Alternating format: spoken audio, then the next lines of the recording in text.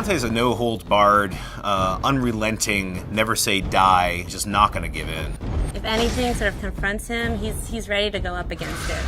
Kind of a brutal bastard. Dante's not a good guy. He's like, ah! He's a guy who kicks down the doors of hell, quite literally. Kind of a cock, basically.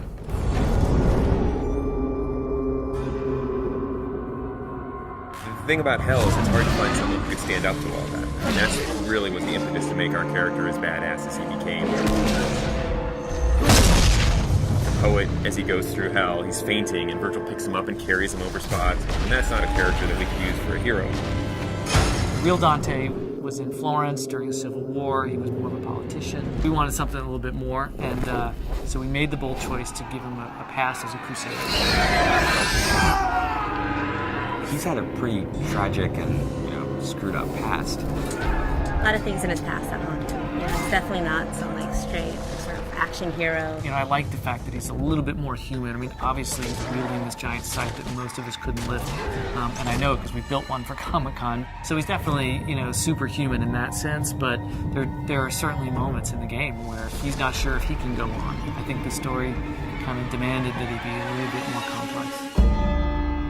The first line of the poem is, at the midpoint on the journey of life, I found myself in a dark forest, and it's a metaphor for him being confused and troubled about his own life, but we wanted to go to the nth degree for the video game.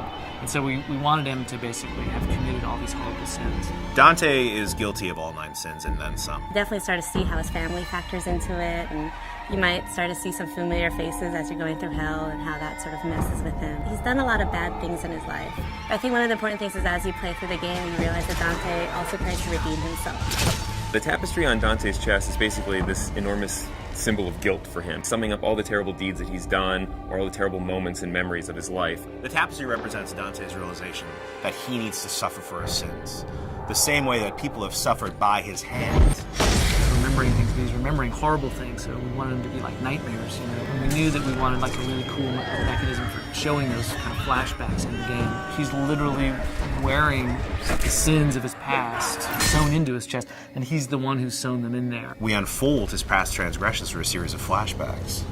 Start to discover how much of a bastard Dante really was. Greed specifically is a turning point where you've discovered a lot more about Dante than maybe you even want to know about. Greed's a little more of a cerebral level. It's about puzzles. It's this very mechanized place with gears and motors, as opposed to most of hell, which is very organic. It's in a lot of ways the most hellish level. People are being tortured there in ways that you haven't seen yet. It's almost a big stone factory of torture. One of the big set pieces of Greed is the Wheel of Fortune. Everything in Greed is kind of controlled by this twisted wheel of possibilities. The Hoarder Waster are actually 2 characters in the poem.